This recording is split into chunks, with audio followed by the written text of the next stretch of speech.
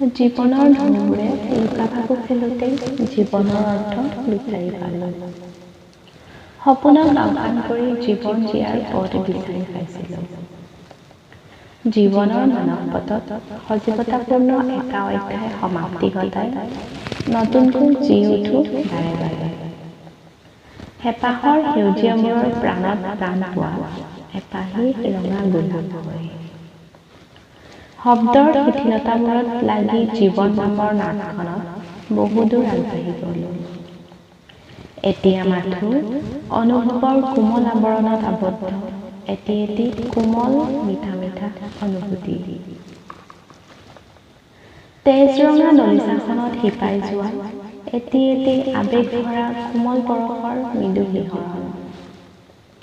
কম্পিত কোলাহলে জোৱাৰ তোলে হৃদয়ৰ একোণত। নিৰ্ভেজাল হৃদয়ৰ আলাপবোৰে কেতিয়াবা আউল লগায় মন মগজুত।